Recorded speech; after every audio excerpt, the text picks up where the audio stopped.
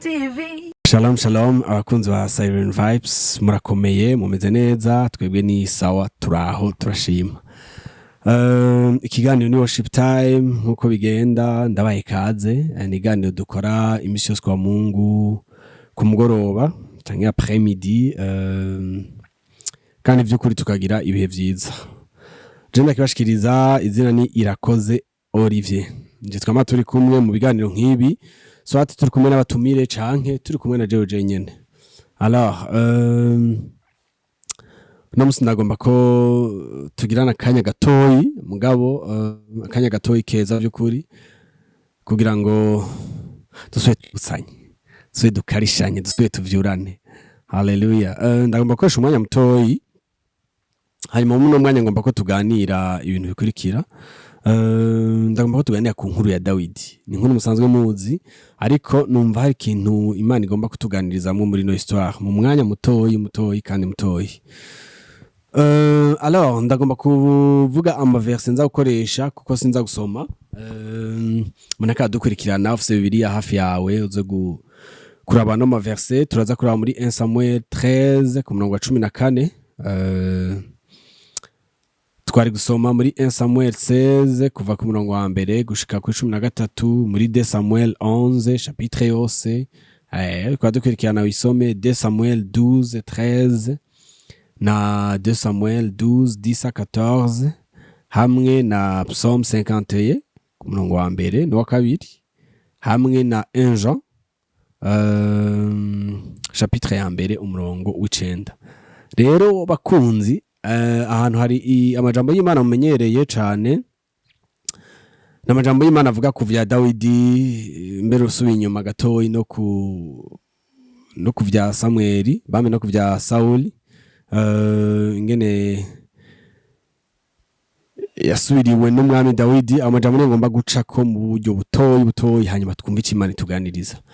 Alors natevye inkuru ya Sauli ni inkuru muzi sivyo ariko kandi ikwirikirana n'inkuru ya Dawidi. Murabizi ko abanyisirayeli hari gihe bigeze kubaho barongorwa n'Imana atamwami bafise vy'ukuri, hanyuma igihe kimwe bivuye ku bugararije bw'umwana w'umuntu baragora Imana cane, barabwira bati twebwe ntitugomba kuba abantu guma wemeza cane ko bihariye turi abantu batwenyene turi kwa twenyene turagomba kurongorwa nk'andi mahanga duhereza umwami. Imana icibahereza umwami bita Sauli sivyo. Uwo mwami bita Sauli mu gihe ciwe arafise ingene yabayeho mugabo igihe kimwe yigeze gukora amakosa, hanyuma akoze amakosa Imana imukurako amaboko. Nibaza ko basomye Bibiliya murabizi ico gihe yihaye uburenganzira bwo gutanga ibimazi konsa bita konsa ibimazi. Hanyuma umuvugisha Samuel aramubwiye ati ibintu wakoze nibara nishano kandi ingoma yawe Imana ishize kwiherezo. Hanyuma Imana ishira kwiherezo vy'ukuri. Hanyuma Imana yimika umuntu bita Dawidi. Igihe Samuel yariko arabwira Sauli ko Imana imukuye ko amaboko, yamubwiye ijambo rikomeye, yamubwiye ngo Imana yaronse umuntu afise umutima nk'uwo yishimira sivyo. Vyasigura ngo Dawidi vy'ukuri Imana yari yamubonye mwo umuntu ikeneye. Kandi munibuke ingene Dawidi umuhungu Dawidi yatowe. Muravyo ko umukozi w'Imana amaze gushika mu rugo kwa Isaya yaragiye hanyuma aramwereka abahungu batari bake yari afise abahungu batari musi yandwi, atondesha umwe amwereka wa kabiri asubira uwundi.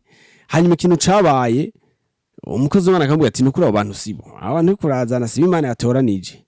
Gutindaho hageze igihe amaze ati none abahungu bawe baheze, atoye harasigaye agahungu kamwe kari hari inyuma y'intama. Aho gahungu kamwe umukozi w'Imana aramubwira ati umviriza genda ukazane naco turi bukore kadashitse. Wenda ata ugahungu kari ki Dawidi sivyo.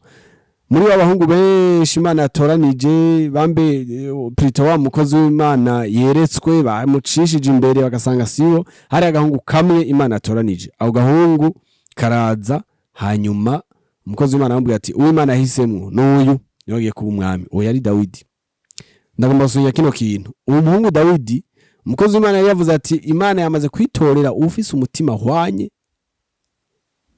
ufise umutima hwanye n'uwo Imana ikeneye yari Dawidi. uwo muhungu rero bita Dawidi nimwasoma ano majambo ari muri bino bisomwa nagenda avuga ikintu cy'igitangaza kirimo malgré ko yari umuntu afise umutima nk'uw'Imana ishaka. Uwo muhungu Dawidi yarakoze icaha kandi hano ngomba ko duteba gatoyi. Yarakoze icaha muravyibuka ahitanye umugore w'abandi ngo aramwifuza. Usomye amajambo Bibiliya ivuga ngo yari hejuru ariko aritemberera, dusipoze ko yari nko kuri balcon pardon, hanyuma ngo abona umugore w'abandi ariko aroga. Hanyuma uwo mugore agira iki? Umugore wa Uri aramushima. Hanyuma umugore wa Uri amushimye, qu'est-ce qui s'est passé? Ashara mutumako, amutumye ko ajyamana nawe. Ajyamanye nawe inyuma y'igihe kitari gito aramubwira ati buya rero je narasamye inda. Hanyuma Dawidi, mwibuke ko mvuga wa muntu afise umutima selon Dieu, afise umutima Imana ikunda. Wa muntu atuma ko umugore wiwe aramusambanya, umugore we mu minsi aramutuma ko ati je mfise inda yawe. Dawidi aca yumvira iciyumviro kibi kandi kibi. Yumvira iciyumviro kimeze gute? Yibwiye ati umugabo we yari ku rugamba. Yibwiye ati umugabo wiwe ngira ndamutumeko hanyuma ndabe ingene nokoresha amayeri ajyamane n'umugore hanyuma bizokwitwe ko yatwaye inda yiwe. Murumva ico kintu? Acatuma ko umugabo wiwe amukura ku rugamba araza. Umugabo wiwe baramwibarisha ibintu by'urugamba n'iki hanyuma aramubwira ati taha. Sinovuga ko yabaye inspiré n'Imana canke ingene vyagenze, mugabo umugabo wiwe kigaragara nuko atigeze aja kurana n'umugore wiwe ngo aca yiraranira n'abasuku. Hanyuma bukeye Dawidi arabaza amubwira ati rega bwa bundi wa mugabo ntiyigeze arana n'umugore. Dawidi biramukanga. Hanyuma aramutuma ko mu gatondo, amutumye ko umusirikare utanka aramubwira ati none ga mwami w'Abisirayeli no munsi abo twari kumwe ku rugamba batonze urugamba bari mu ishamba bari mu gahinga, je nanje ngaruke hano nje ninywere hanyuma nze kurana n'umugore. Ati ntibikunda. Dawidi yibwira ikintu kimwe amubwira ati subira gorobeze rimwe canke kabiri. Hanyuma ku mugore wangu aramutumako, hanyuma aramuterekera ahubwo barasangira araboregwa. Naho nyene yibwira ati kumbure ni yaboregwa cagendera n'umugore wiwe. Kumbure mu nyuma naho nyene inda tuzoyivuga yuko ari ande hari umugabo. Murumva ayo mahizo ariko ariyumvira. Hanyuma umugabo utanka aranywa araboregwa, mugabe ikintu cabaye n'igiki? Nubwo yari yaborewe ntiyigeze aja kuryamana n'umugore wiwe. Hanyuma wa mugabo harabagera buraca arisubira ku rugamba. Mugabo Dawidi asa n'umuntu agize isheke, asa n'umuntu abaye desi. Hanyuma arabimenya neza ko iyo misi ingahe yose uwo mugabo amaze atigeze arana n'umugore wiwe. Bene data, ugukora icaha ni kimwe, mugabo icyaha kitihanye gikwege kindi. Dawidi ariyumvira amahize y'ingana hende umugabo ajyama n'umugore biranse, noneho yumvira ingena zo kwica wa mugabo wiwe. Hanyuma Dawidi asharatumako ari ku rugamba arabwira ati umviriza rero gutya na gutya. Umugabisha amubwira ati umviriza umugabo w'umuheti uzi umutumbereza hari urugamba rwinshi nyabuna kugira azapfe.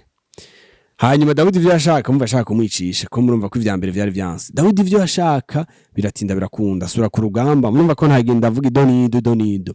Wa mugabo arasura ku rugamba, asuye ku rugamba ko umwami yari yatanze iteka ati muramutumbereza hari urugamba rwinshi. Barabikoze, abari basigaye ku rugamba. Hanyuma wa mugabo baramwica.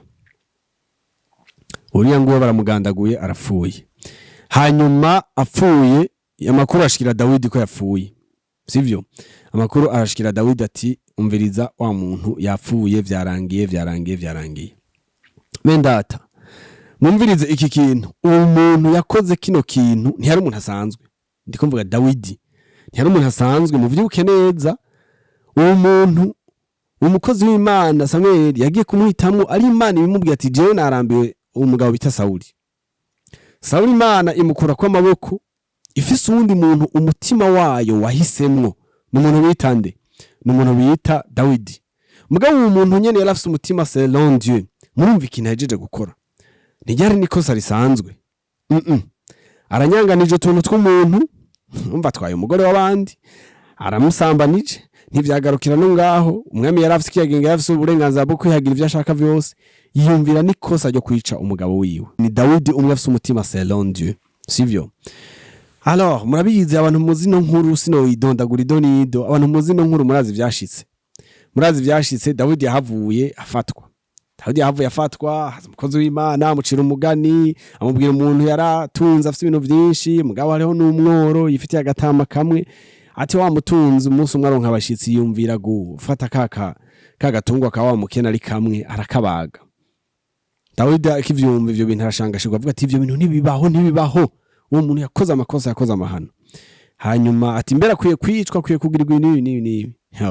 Umukozi w'Imana amubwira ati mwami, uwo muntu tuko turavuga ni wewe. Amugira ku muriri ivya cacaha yakora.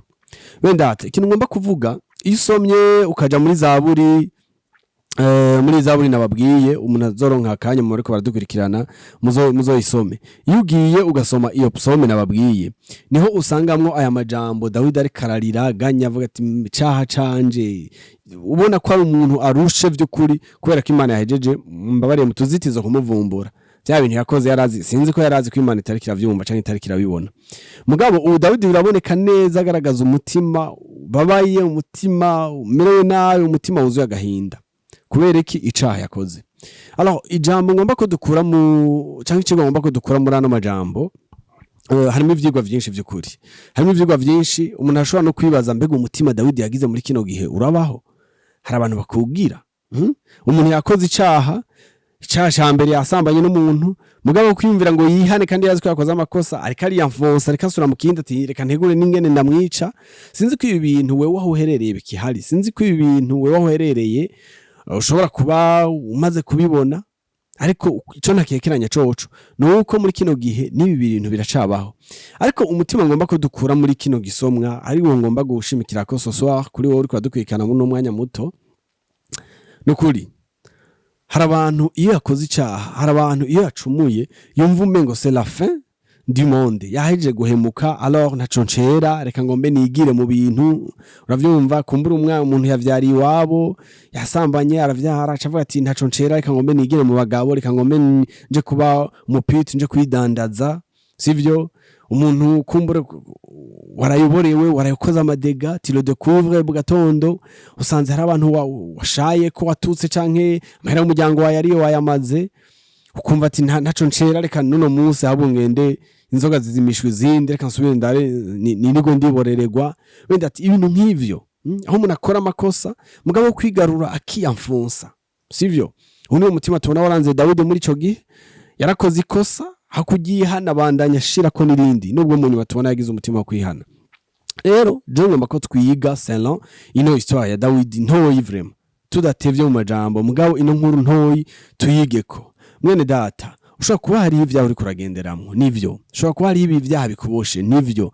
Ushobora kuba hari ivyaha n'abantu kumbure bagucira urubanza, bakujija, tujya muhungu nimboregwa arara mu kabare iki, kandi nawe yugize effort bikanka.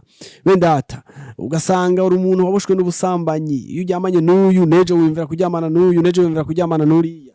Kuri wewe n'ubuhizi, kuri wewe umengo ni ikintu wirata, umengo ni ikintu kiguha power, ni ikintu wumva kumengo kigushira hejuru y'abandi bantu. Nta na rimwe urumva uri kurarizwa n'ivyaha vyawe, kandi rimwe rimwe umutima ukawugira wumva umengo tije namaze kononekara, reka Imana ntiyo bicakira umuntu nka jewe. Umuntu umwe yigeze kuvuga ikintu, sinzi umuntu yeka aramubwira ati nyaho nava muri ivyo bintu, avuga ati je vraiment ati je nibaza ko ndi mutoyi wa Satani.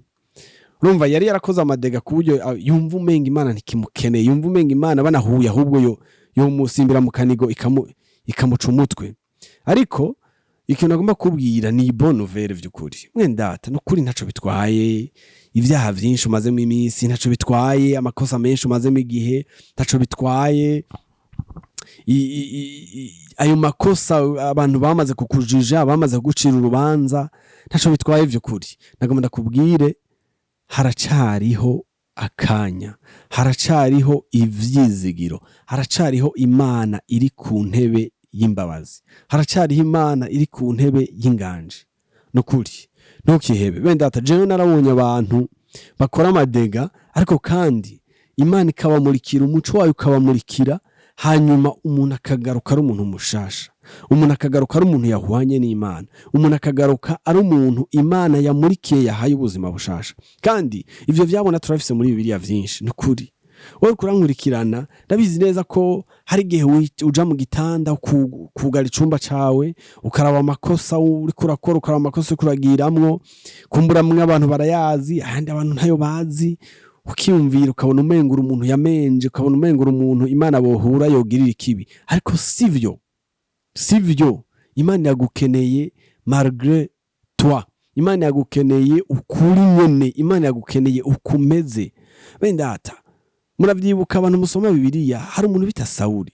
Yari umuntu ntiyakora amakosa asanzwe gusa, si kuvuga ngo yaraboregwa canke ngo yarasambana. Ico gihe yumva umenga afise umwete w'Imana, ico gihe yumva umenga afise umwete muzima. Ariko igihe kimwe umuco uramwakira, igihe kimwe umuco uramurasira. Bendata uwo muntu niwe yahavuye ahinduka aba umukozi w'Imana. Uwo muntu abizi vya kahise bariko barabivuga, bavuga yuko muri ico gihe ahubwo abantu bose yabwira ijambo ry'Imana mu minsi ya mbere bariruka bavuga ati reka arondera ingene yiyeza, arondera ingene yigira intore, kandi ari umuntu w'umube gito kugira ngo azorondera ingene yica abantu. Sivyo mugabo Imana yari yamumurikiye yahindutse. None nyamba Imana yarahinduye Sawuli, nyamba Imana yarababariye Sawuli, kubera iki we tokubabarira? Kumbure we nturagera ku rugezo wica abantu, sivyo nturagera ku rugezo uhitana bizera ngo uri kurabica. Bwo nivyo ivyo ukora bendata, ivyo ukora nivyo ndavyumva birishobora kuba bikuruhije umutima, bishobora kuba bikuremereye mu mutwe no mu bwenge, ariko Imana yacari ku ntebe y'imbabazi. Ndagomba wakira ico kintu vy'ukuri. Asa amajambo kuremesha gusa ngo turiko duhoyahoya ibisho vyawe. Oya, Imana niko imeze.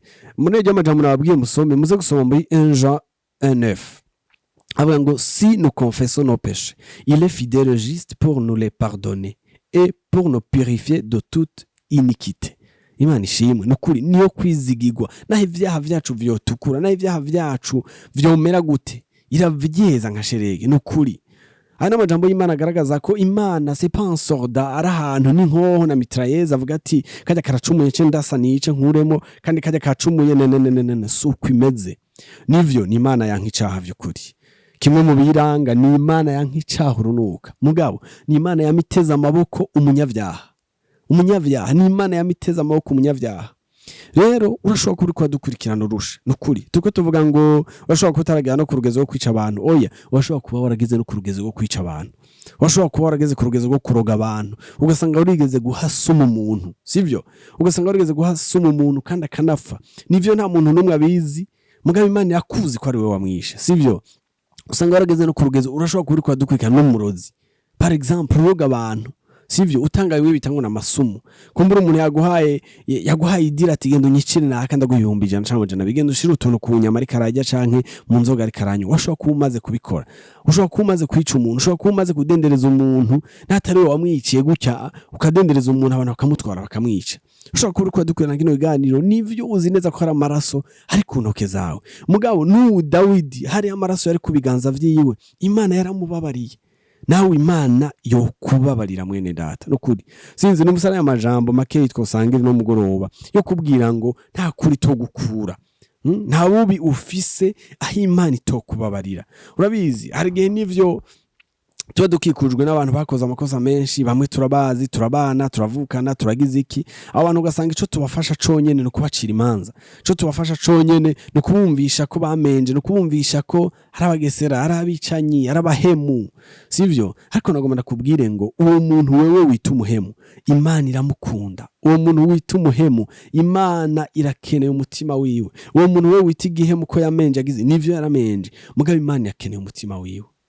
Akaba ari wowe uri kuratwikwikiranira, nubwo hari abantu baba baraguciye ivutu, nubwo hari abantu barakubwira ati waramenje heraba umaze kuvyarira kabiri muhira, waramenje heraba uri umusambanyi, ryari twaragufashe naka turabizi naka mwarajyamanye ainsi de suite. Nagomba nakubwire ngo nubwo bamaze kubwira ivyo bintu nk'ivyo, ntucike ivutu. Dieu t'aime, Jésus t'aime, kandi arakeneye umutima wawe vy'ukuri. Haracariho ivyizigiro ko ubuzima bwawe bwohinduka. Wenda teka ndabwire inyuma ya buno buzima hari ubundi buzima, sivyo? Kandi ubuzima turimwo nibwo butegura ubuzoza. Akwa bon kwiyanfonsa mu vyaha, akwa bon kuvuga ngo ntaco ncera ngo reka ngome niboreregwe uko amaswa yose yabaye reka nzi ndagorobeza ndiko ndinywera, sivyo? Yari waratashe waborewe, urabibona neza ko amahera y'umuryango wawe yasesaguye wayamaze, umwana wawe yarabuze minervare, sivyo, canke uduhera wagira ugiye kwishura umuntu waraturiye uratumara, urara waborewe, uduhera bari bakubikije waraturiye uratuma, uramaze kwibona neza ko izo nzoga zirakuboshe, zirakwishe, zikumereye nabi. Come to Jesus, ingo kuri Yesu, ingo kuri Yesu, bimubwire nukuri. Ukaruko dukurikirana uri mu cumba cawe canke uri mu modoka, sivyo, canke uri ku kazi, nukuri nyamba ari caki kubosha, nyamba ari caho mengo carakunaniye, nubwo abandi baba baraguciriye akarongo bati ntaco kivamo, ndagomba uje mu cumba cawe utekane, ubwire Imana uti mwami ndaje, ndarushe, ndaremerewe, nta wundi muntu yonkiza, nta wundi muntu yontabara kiretse wewe. Ugire isengesho ritoyi, nta maformire maremare arimo, mugabo ganyira Imana, yibwire uko wiyumva, uyibwire uti naragerageje, raba nari discipline isomeye nimwe ngongira mpebe inzoga zarananiye, nta maswanga nasubiye muri vya bindi, abagenzi basura kubinkwegeramo, raba nari discipline ngo ndeke ubusambanyi mugabo vyaranse, raba nari discipline ngo ndeke ikicakana kaje nshobora kuba ntazi cyane nashobora kuvugira hano, raba vyarananiye, sivyo. Era ndumujene nari discipline kugira ngo mpagarike ivya masturbation, mpagarike kwisambanya, cende umukobwa vyarananiye. Ubwira Imana uti mwami ndaje, ndakwiyeguriye, ndaje, ndakwihaye, nkiza, kiza umutima wanje. Wala mwendata n'amajambo gutera intege mu mwanya mutoyi, sikibazo c'umwanya munini, sikibazo c'iminota myinshi, ariko yari amajambo kumvisha ko Imana yacagukunda uko biri kose. Imana yacagukunda nubwo abantu bashobora kuba baraguciye intege, Imana yacagukunda nubwo abantu bashobora kuba barakubwiye ko vyarangiye. Alors ntukihebe mwene data, ndagomba kugira isengesho ritoyi hanyuma ubuzima bwawe buhinduke. Ukaba ufise umuntu yizera Imana, ufata nka model, uzi muri quartier mu bana canke mukorana, umwizigirwa, atoja kukwararaza, atoja kugusanzaza hanze ngo avuge ububi bwawe, mwegere umubwire uti jewe ndakeneye umuntu afasha muri rugendo rwo kwizera, ndakeneye umuntu afasha muri rugendo rwo guhinduka, nizera ko Imana ishobora kumbabarira, mfasha gusenga canke narasenze mugabo ndagomba umuntu angira inama, umuntu afata ukuboko muri runo rugendo. Nuko Imana ibahezagire. Yarano majambo vy'ukuri ntitwagiye mu vyanditswe gose ngo dusome, ariko nababwiye no amapassage mu yasome, wewe uri kwadukwikirana uyasome hanyuma uyasengere ko vy'ukuri nihaba hari ico Imana iganiriye n'umutima wawe.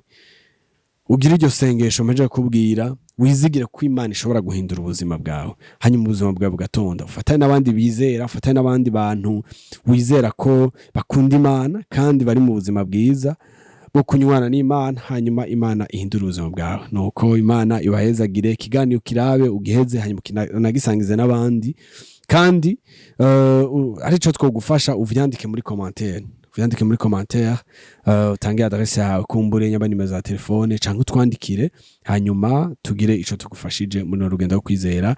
Imana ibahezagire.